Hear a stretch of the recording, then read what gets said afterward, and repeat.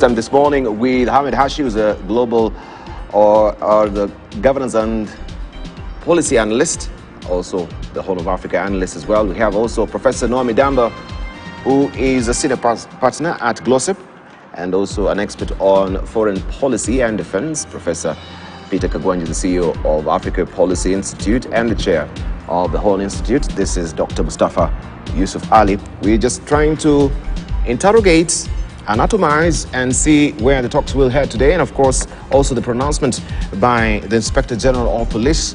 The statements that were tripping off his tongue yesterday have been roundly condemned by the human rights group. Very unwarranted, they say, and insensitive to the families that have been affected by the protests as well. But in light of this, where is the truth and who is fooling whom as far as the police brutality is concerned? Let's just hear also from Professor Noami Damba. Briefly. Those of us that are sitting around this table have spent many years studying, learning, and experimenting and understanding the shape of the world, particularly when it comes to criminal justice.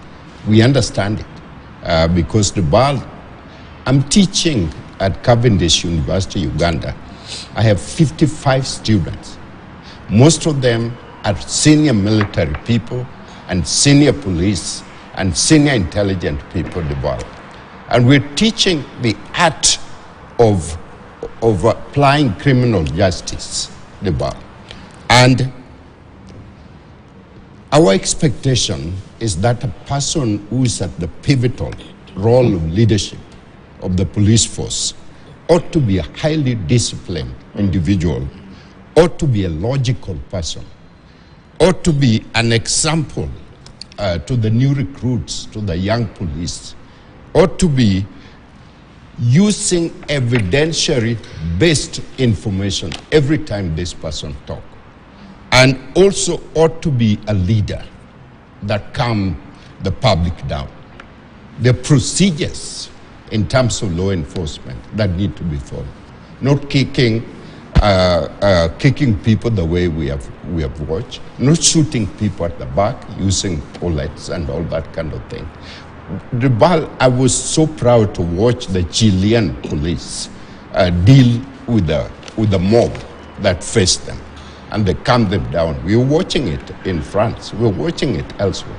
From Bernard Hinger to the time where we are right now, we have not seen that kind of chief of police with the example of that kind of pronouncement. And Mustafa was right. They need a chief spokesperson for the police who need to provide evidential information to the public on what happened. And from my all analysis looking at this, my conclusion is that if this man was in Japan or South Korea, by now he would have resigned or fired on the spot.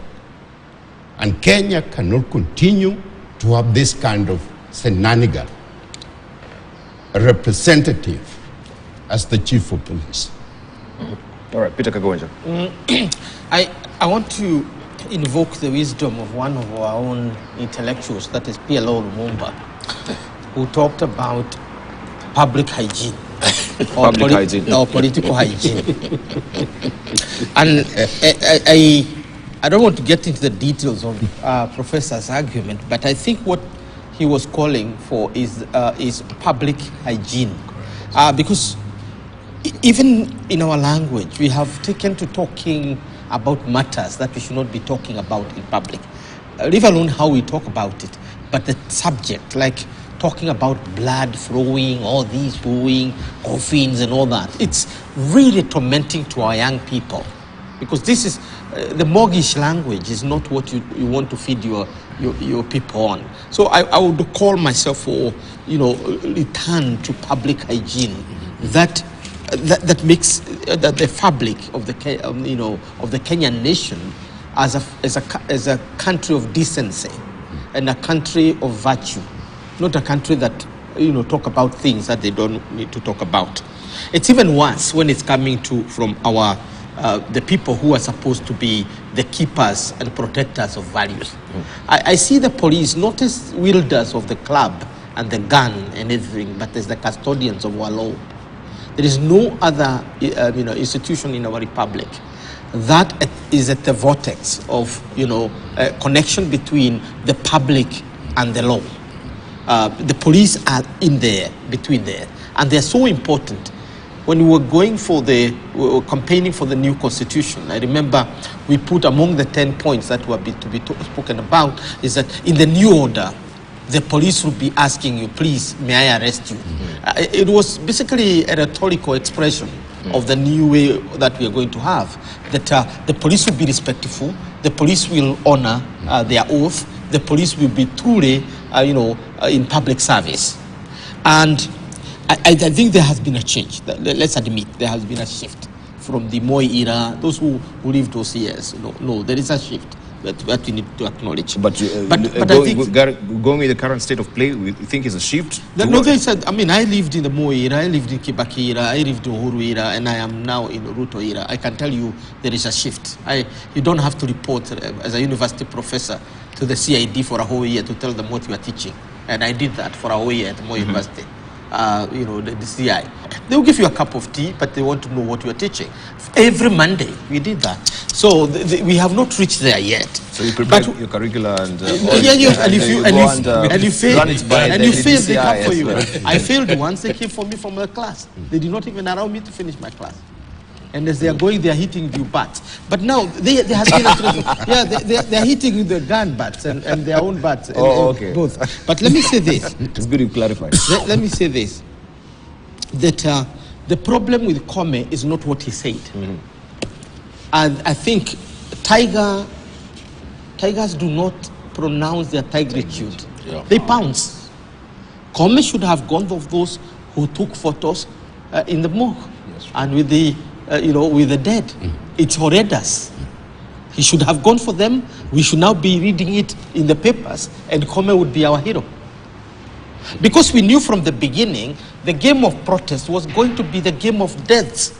The many deaths that are going to come, the many injuries, the many maiming of people was going to be the victory of the demonstrators in terms of tarnishing the government, and they knew that.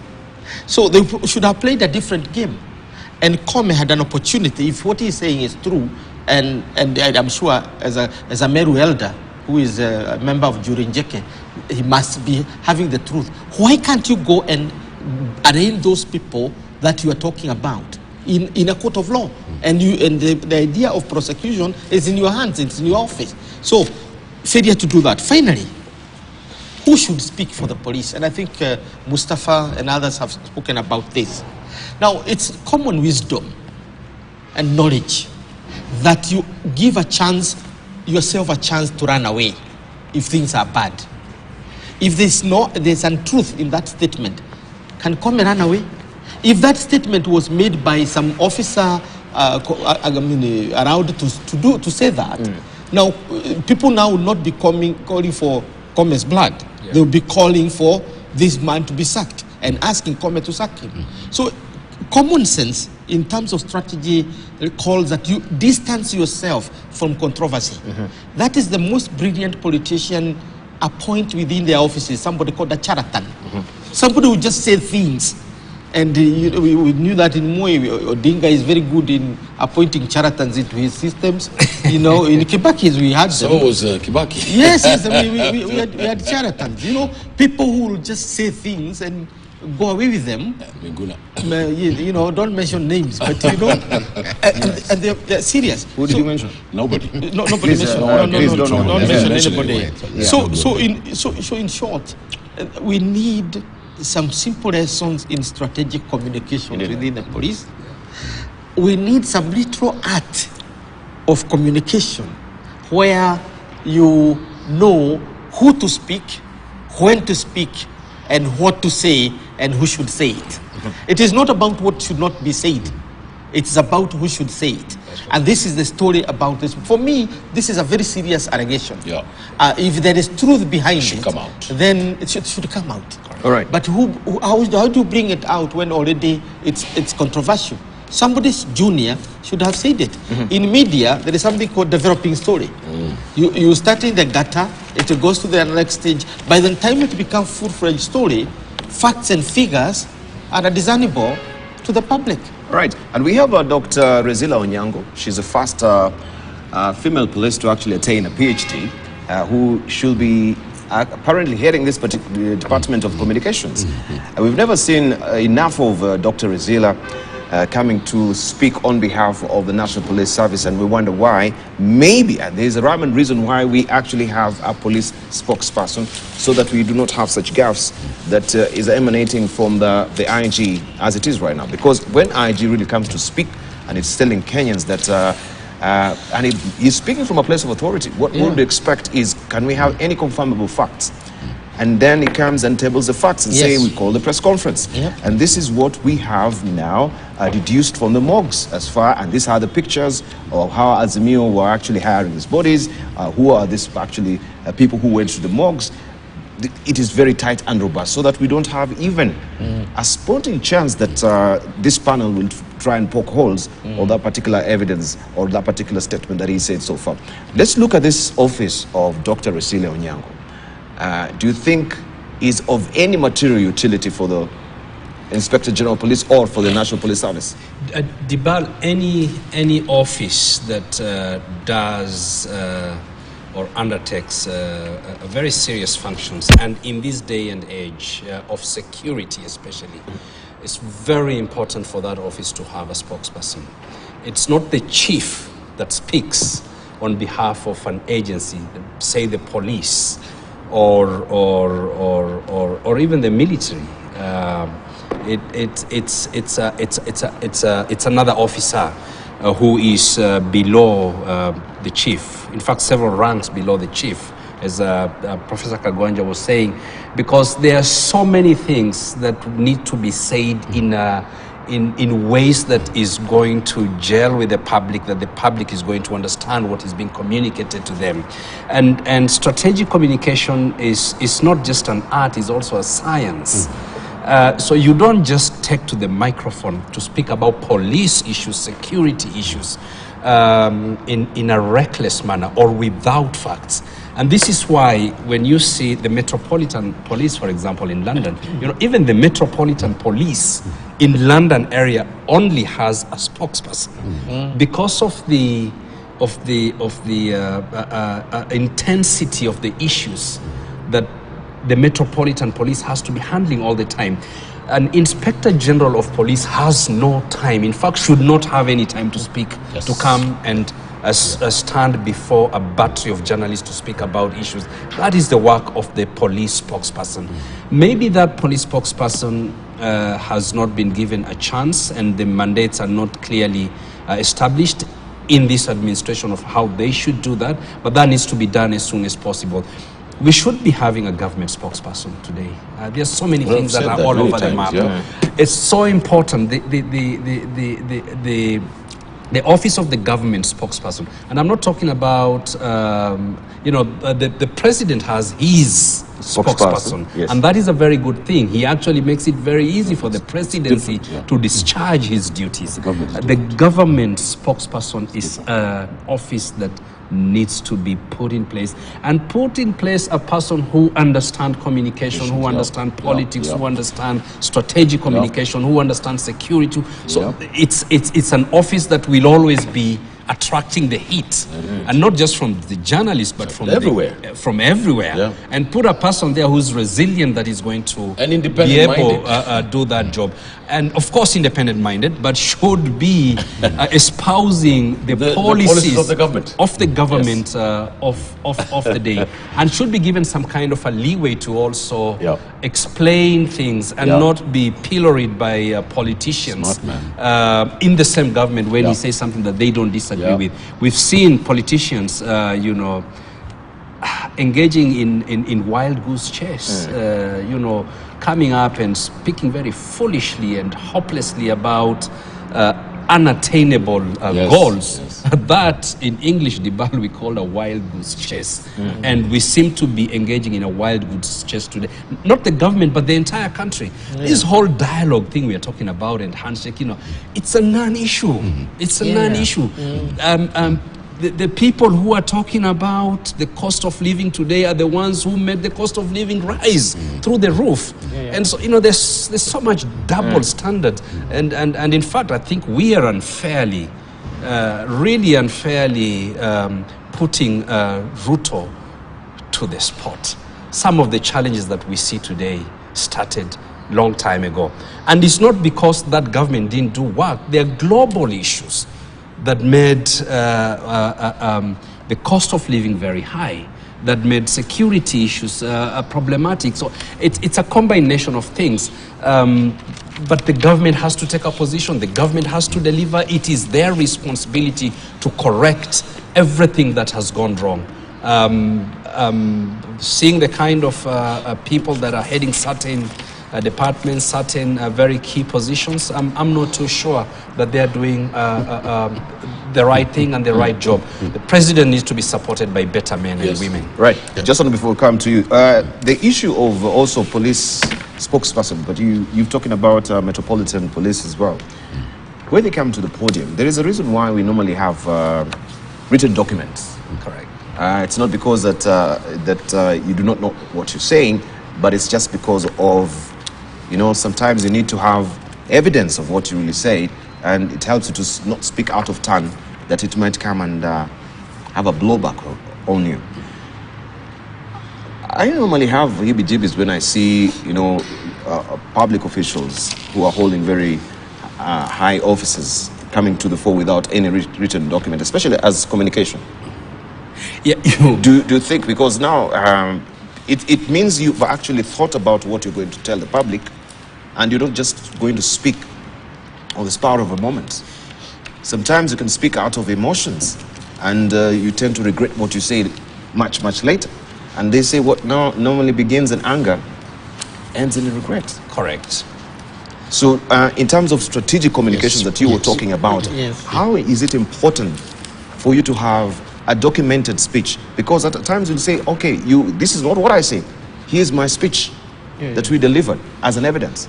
Just a quick one on that. A quick one on that. I think if you read Max Weber's Bureaucracy, and you are a part of a bureaucracy like a government is, then there is something that must be done. And this is going back 6,000 years since civilization began, that so it was said and so it shall be written. You So get it that was from said- ancient Egypt. So it has been said, and so it shall be written. Dubal. In other words, Just hold on, please. whatever you say and agree upon, you write it down, and that is what you take to the public, because discussions around the table can go over a lot of things, but ultimately they need to be distilled into the kernel of what you said and what you want to pass down the generation as a case to follow. But in our case, people are basically speaking from both sides of the mouth. They are speaking off the cuff more often than not, and that is what is messing the talks in Bomas. Already so much poison has been put because people are just talking from where they are. So, and that's why we are oiling the country over a lot of unnecessary emotions, when in essence we need to be concentrating on recovering from COVID-19 and other tragedies that have faced us without basically oiling things. So, communication is by what is written. What is written. Now, what is off the cuff, you can deny. Or, now that you cannot deny because we have media, you should never say it. Okay. Debal, I know more about this than the men who are sitting here. They know more about other things. I was a spokesman for the Orange Democratic Movement. And I was the spokesman for the Ministry of Foreign Affairs. And I had carte blanche. I was sitting inside the Pentagon. I was a strategist as well there.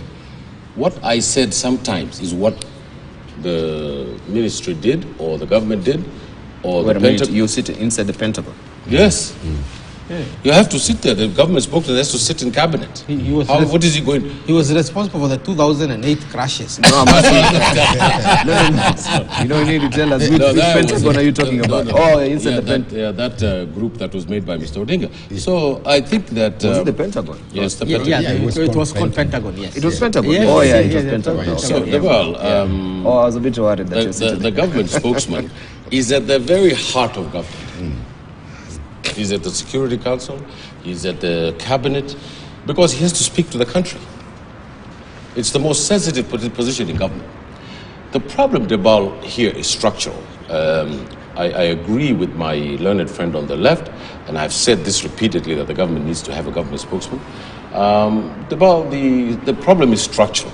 And what do I mean by the problem is structural? The problem is the president himself. The president wants to be the person who speaks for government policy, for the political party, for the cabinet, for all these things. Yesterday I saw him in Mount Kenya repeating something I said here, that Mr. Kibaki, he wants to follow the path of Mr. Kibaki. Mr. Kibaki had giants around him, excuse me, men of equal caliber. Some of them are sitting here, who told him, Mr. Kibaki, no, you're not going to do that. No, this is not the way to go. When they were in the room, and when the president of the republic comes out of that room, he's the president and commander-in-chief, and they're behind there.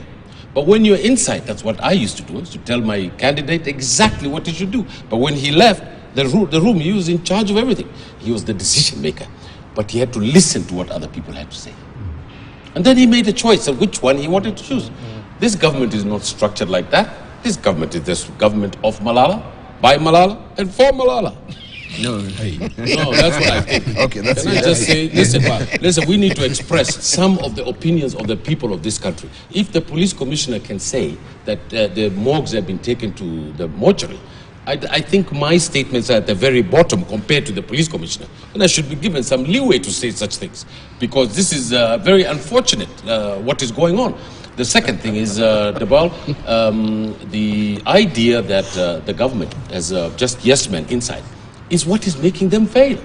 Because every time the president walks in, all his henchmen from the party are there, and they all know how to stand like this and say, yes, sir. And Mr. Ruto likes that. And that is where he's going to fail. The third thing is, I know that Mr. Mustafa here is a learned man, and he has said things that I agree with about the government spokesman. But as an economist, political economist, I want to talk about the global issue of the economics, that the point that was just made. In London, they send you a $3,000 paycheck from the government of Great Britain to cushion you from the global crisis. That doesn't happen here. Okay? So the global crisis impacts us in a fundamental way. And we have to think of an economic policy or a way of dealing with people having food to eat, single mothers having milk to give their children, people who don't have homes, people who are suffering. 80% of the people in this country, Debala, are suffering. Do you know that here in Nairobi West, in my constituency, Debala, middle-class men and women with brand new Subarus have opened their hatchbacks and they're selling eggs, vegetables, tomatoes, carrots to make fuel. Go and check it out. I'm not like the police commissioner, I have evidence. The government should, if you want to know the economic barrel of Kenya, you go to Nairobi West, because that way you see what's going on. And Debal, I think that the government has to get a hold on this economy. The government's problem is nothing more than the economy. Nothing more. And if the government thinks and finds a way to deal with this economy, they will get a second term. But as I said, this is a government of yes men, by yes men, and for yes men. And it will end in August, in 4 years' time, when the Kenyan people decide to put a stop to this nonsense. All right, let's hear from Professor Noami Damba. They are principles of law, universal principle of law enforcement that are well stated, and all policemen are well trained. I'm associated. I work very close with some of the best example of police people that you can see. They're here in Kenya. You can talk from one left, right. We have the right people to sit in the office of the chief of police. And so the question is, the national question, is this man going to be able to produce evidence about what he said? And if he does not produce evidence, will he continue as the chief policeman in Kenya? Will we accept to continue to pay him his salary? Come from Mustafa, come from Asi, come from Professor Kagwanja, and me, and you. Are we going to accept that? Because this is a mockery of our system. And therefore, yes, our friend Hasi said the president is busy, but the president is the overall person in charge. Dr. Mustafa, the president is the president of Kenya, Republic of Kenya, is the chief spokesperson of the Republic of Kenya. And every single appointed person work for it. There is our power. There is all these people. Why are we paying them if they cannot distill the kind of information we need? Correct. If they cannot discipline the kind of people that are working on it? Correct. Why? Right. We are in 21st century. We're using digital information. We have evidence of every little thing that happened around. Yeah. Where is that? These are the questions this republic and the people of Kenya need an answer to. All right, Professor Peter Kagwanja, we need to finalize on the IG with the office of Dr. Resila Onyango. She is the police spokesperson. And I bet even yourself, you don't know her face since she was appointed last year. And so is Professor Noami Midamba, and so is Dr. Mustafa as well. Hamid Ashir, I wonder if you even know who Dr. Resila. I know. Yeah, I know. You know, but I'm just saying in terms of currency to the public, so that we are intimately familiar with her, no one knows her. Well, we knew or we know. We knew Whenever I get to some place, I find or we know a very bold, brave Kenyan, who did not only speak but resent, because the role of a spokesperson is not just to speak on behalf of a whatever. You're not a radio station who just broadcasts. Dynamic. You also listen to what others say. To the best of my knowledge, and I want to say this without any contradiction, the best spokesperson of anybody I've found is Alfred Mutua. Alfred Mutua would sit every Thursday during the Kibaki time at KICC, spend time briefing the media of what is happening within the government, and then receiving questions and whatever. And that's what catapulted Mutua to fame, his professionalism as a communicator on behalf of the government. Now, what we are suffering from here is what we call in psychology the drum major instinct. And the drummage. Drum major instinct. Yeah, drum major is that. Let me write that down. I'm learning. I normally get free scholarship here every Wednesday. The drum major instinct. Is where the drum major is that person in front of the parade. That one who is doing the drum during parades, the military parades, the police parades, the scouts parade. Now, the drum major instinct is you always want to be in front. You can never envisage yourself behind. And therefore, anytime you see anybody in front, you feel that they are taking over from you. And therefore, you cannot allow somebody as a police commissioner to speak on your behalf. You cannot allow somebody as a president to speak on your behalf. You cannot allow somebody, and that is the anti-drum major instinct is what Kibaki had. He allowed you to do everything, and he took credit indirectly. And that is the problem we had with the Jubilee government that is gone, and that is the carryover effect of the Jubilee government on the Kenya Kwanza government.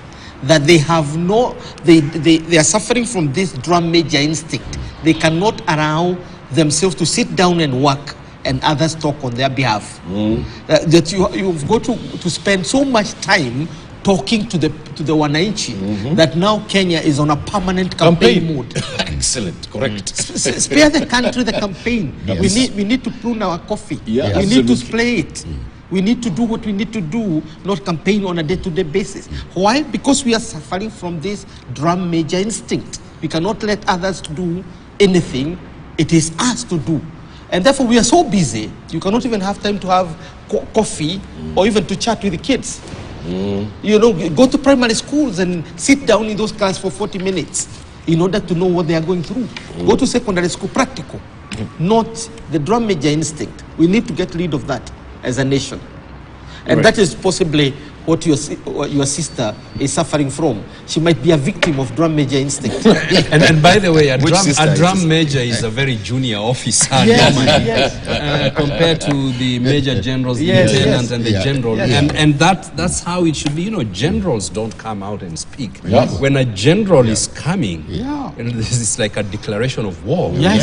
But the rest is done by the drum majors. What should be in front of the parade? Just to add to that point, I take a bit of your time. The deputy president here in the mountain the other day, you just played that that clip. You know, he's worried about the Nusumkate bombers of Kenya. That's what he's worried about, and he spoke to the president in a way that's unbecoming. This is part of the problem I see in government. Where Mr. Ruto is sitting on top of the volcano of Mount Kenya. And anytime that volcano explodes, it takes him back to Kericho.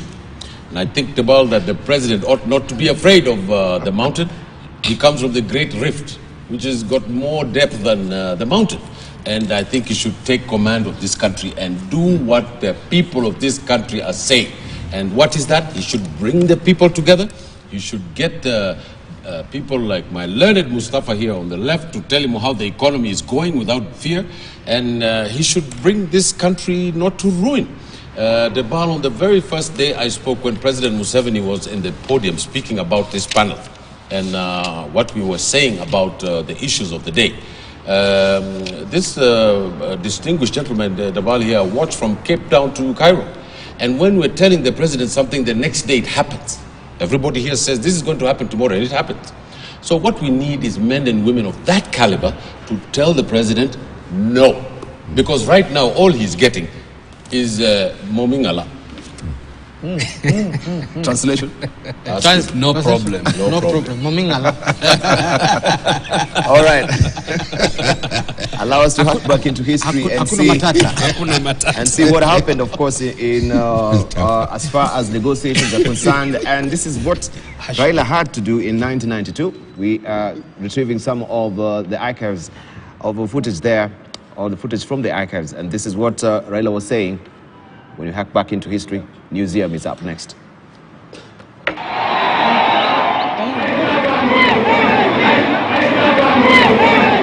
The time has come to change course. I wish to inform you that I have resigned as a member of Fort Kenya. I hereby tender my resignation as a member of Parliament. Meetings of the Fort Kenya Management Committee, the National Executive Committee, the General Council, and the Parliamentary Group were never held.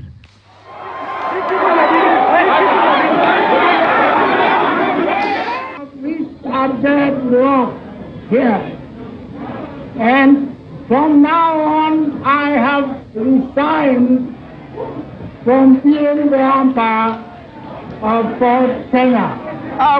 We'll have another go. We are not giving up. The party is still there.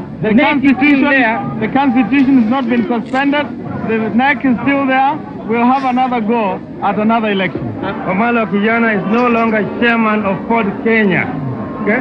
Fort Kenya is now going from henceforth to be led by a caretaker committee. It's a big challenge to me as a person that members of this party have placed a very great responsibility upon me to try to build this party to be a strong party that can be able to win the next general elections.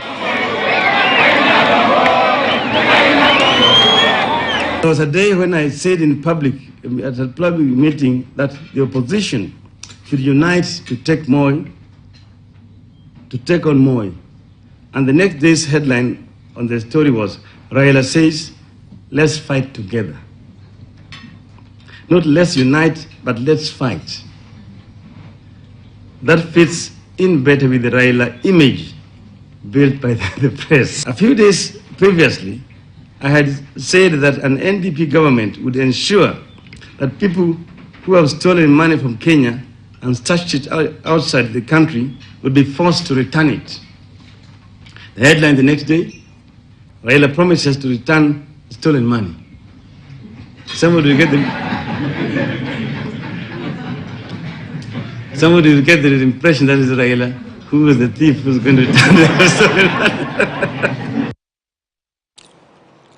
Right, that is Museum, hacking back into history a bit, and today is a D-Day for the Azimio Kenya Kanza talks that will be happening at the Bomas of Kenya, and every eyes will be peeled to see what will be happening there today, keeping out our ears as well. I just wanted to pick up on you, Peter Kagwanja, on today's reflections as well, even as we're coming to that particular table, and we've seen everyone is not really rowing on their sides. No one wants to give or yield some sort of latitude in terms of who also should be on this panel. We can see everyone, it's like a porcupine today, who are coming to embrace each other. They're bound to be stabbing each other with the pines. I think we need to recognize some things we said here. Is all right. Some things we said here about accountability, because this country is all about accountability. Who is accountable? And I think if we could repeat ourselves, we said President William Ruto has the final accountability point for Kenya 2022 to 2027. When history is written, it's not about Raila Odinga, it's not about Uhuru Kenyatta, it's not about Kagwanja, it's not about Bar, it's about William Ruto. And therefore, we said he has the responsibility to, one, protect lives, two, to protect property, and three, to get Kenyans talking, because we are not animals. We need to talk about our country. And I think we need to pay tribute to him. He listened. And today, people are going to talk. Yeah. So he has fulfilled all those responsibilities as president of the land. And it's good to take stock of how far we have come. So Kenyans are talking. I think what we should add to what we have said before is that the president should talk less when the talks are going on in Bomas, because you're going to prejudice them. Raila Odinga should talk less when talks are going on in Bomas. And that the key stakeholders, including the charlatans in each side of the government, should be shut down at this juncture, to give Kenya a chance to soberly talk about our nation. So again, we go back to President Ruto to call the country to order, to discipline what we have called public hygiene. Let us not get into the campaign mode, because this is not the time for the country to get to the campaign mode. We want to talk about how we are going to emerge from COVID-19, from drought, from the war in Ukraine, and the damage it has done to us. Do you know, Dibal, that there are Kenyans who are commuting from Nanyuki to Nairobi? Our middle class has been decimated by 35%. Still. People who used to drive cannot now drive. People who used to take their children to certain schools cannot take their children. Lawyers who used to hire large number of people do not today have offices. Some of them because they could not pay rent. Anybody who was not on government pay, on a permanent pay, is finished. So we are not just, when we talk about the cost of living, it's not about demonstration in the streets. It's about soberly reflecting on where we are coming from the devastation of the worst catastrophe in the 21st century, and possibly in the 20th century. And here, the only thing we can say is Uhuru Kenyatta destroyed the economy. Yes. Okay. We are inheriting debts. Absolutely. You are not just inheriting debts, you are inheriting a crisis that was not created by Uhuru Kenyatta, and therefore you have to address the crisis with other Kenyans. Correct. That's what statesmanship is all about. Correct. It is not about whether the dynasties messed us up, correct, and that you are for the hustlers. Yes. It's about getting Kenyans back to their lives. Full stop. All right. Debate. two things we've been talking about on this table and for a long time. We need Kenya united under one nation, under one God. And from the very beginning, 1963 to where we are now, Kenyans are divided. Secondly, we need to take control of corruption. Corruption has taken root in the country, so that the young person coming out of primary school know that they cannot get anything done unless it is corruption. So here's my point. We talk about handshake, and let me state what handshake is about today so that people understand. Handshake was coined in the 5th century by the Greeks as a symbol of peace. What are the values of handshake? It is extremely important to our society. It brings peace to our land. It has ended many wars and conflict. And lastly, it has created many business deals across the world. So let's not take purely the word that unite people, the word that bring value, and coin it as a foreign, unwanted kind of thing. Let's use a different topic. My friend Kagwanja said a number of things that are important. The days of campaigns are over. I don't want to see our president on top of the vehicle talking on the street. It is not good for the security of the president, for those people who are supposed to protect him. We need to focus on the business of uniting Kenya together and the business of production, whether it is in the academy, whether it is in the agriculture, whether it is wherever it is. That needs to be the focus. We don't want to hear any more campaign. Kenyans are hurting, and the evidence is out. All right, we need to wind up that particular session right now with the soapbox, just to give you an inkling of where it's really started, how it is culminating today to, of course, Bomas of Kenya, with the beginnings of the dialogue. Let's just listen into the soapbox briefly. Haven't you seen bodies, about many bodies, put together, then pictures are taken, thrown all over in the social media? And the information I have is they go to some of the mortuaries, compromise the workers there, people even who died of some illness, people who died maybe out of an accident or other causes.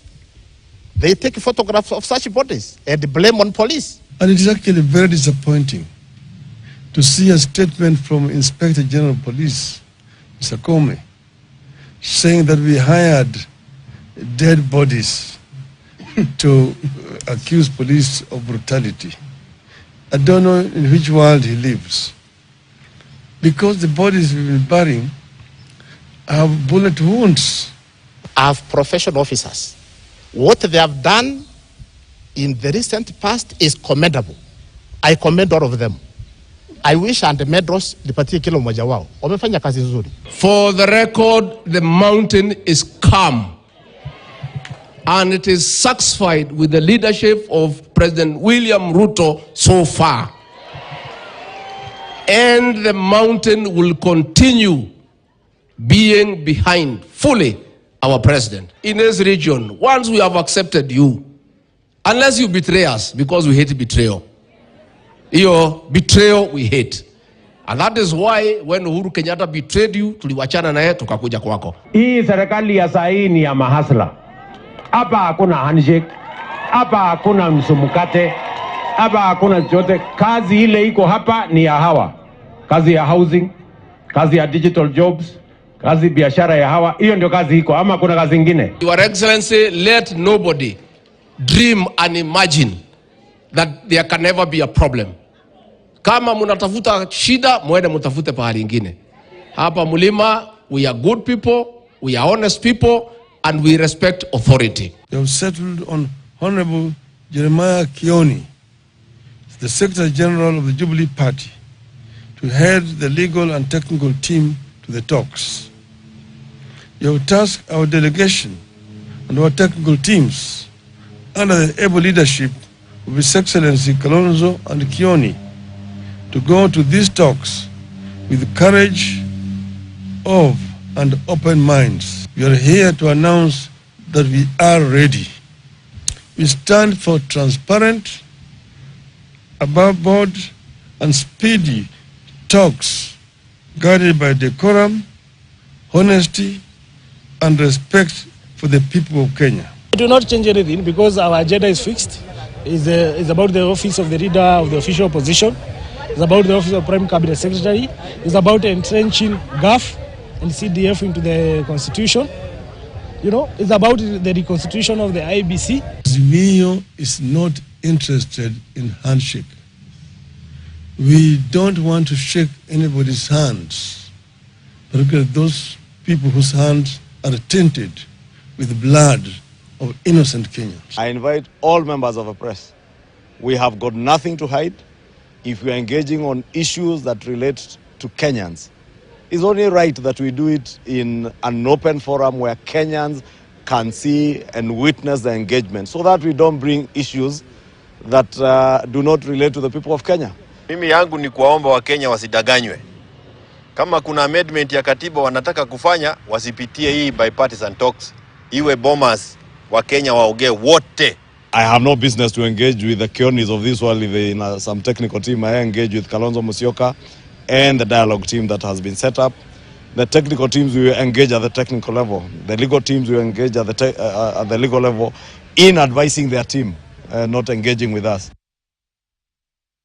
All right, and that, of course, is setting up the stage for today. We shall be following that for you at 11:30. Now, rights groups have condemned President William Ruto's decision to sign the protocol of the Constitutive Act of the African Union, terming it an affront to justice for victims of international crimes. Malabo Protocol extends the jurisdiction of the yet-to-be-established African Court of Justice and Human Rights to crimes under international law and transitional crimes. The court will have jurisdiction to try 14 different crimes, including genocide, crimes against humanity, and war crimes. The Malabo Protocol will be ratified within the next 3 months, which begins in October, as the deadline. But Ruto said Kenya will ratify it in September. Once adopted, heads of state of countries that are signatories to the protocol will be henceforth be immune to the International Criminal Court processes unless their cases are referred to the Hague-based court by the African Union. And also Karim Khan, the prosecutor for the International Criminal Court, who is at the center of a dispute between Raila Odinga's Azimio La Umoja One Kenya coalition and President William Ruto's Kenya Kwanza, stepped aside from all Kenya cases at the court in The Hague. Khan's office said the recusal decision was made to avoid any potential conflict of interest that may have or may be perceived to arise from his former representation of ICC and a suspect or accused persons. I should say the decision was announced a day after Odinga's coalition criticized Khan for visiting Kenya as the government was preparing its defense about police brutality against protesters. After Odinga's camp said that Khan's trip to Kenya last week might affect their legal case, the prosecutor's office, Public Information Section, explained that the official was visiting the country in his personal capacity to receive honorary degree. And we want just to put this into perspective. First of all, beginning with the president now signing into the Malabo Protocol. Can we just put it into perspective? And of course, ICC has been at the center of these demonstrations so far, especially with the police brutality and the recusal now of Karim Khan. Dibal, ICC was right from the outset a very good idea. And it was actually pushed by many countries in Africa when it was being formed. And in fact, many countries in the global south ratified the ICC. And of course, in Europe, because they believed in the court. But somehow, somewhat, the ICC was transformed into a tool of persecuting leaders in Africa and the global South. And that is where, leaders also in Africa especially parted ways with the ICC. In some cases, we actually saw very public pronouncements from powerful countries that they're going, if they attempt to take their citizen that had committed what would be considered as crimes against humanity, they're either going to bomb the court, or they started issuing visa restrictions against judges, the prosecutors, and others. So it became a laughing stock. And why should a court be there at The Hague and it's only used to target African leaders? And so I think the African Union, the leaders in Africa, decided now to take that position to move more towards immunity, and to ensure that before an African head of state is taken to the court, the African Union has to agree with that. There's a lot of double standards with some of these courts, and we can see clearly that they cannot touch certain countries, leaders, or even generals or politicians from certain countries. Yep. And this double standard is what has angered many people, or rather leaders in Africa. And the African Union, in my opinion, is right to take this step until and unless the court is going to be horizontal, and anybody who is committing crimes against humanity would be a subject, or would be subjected to that court.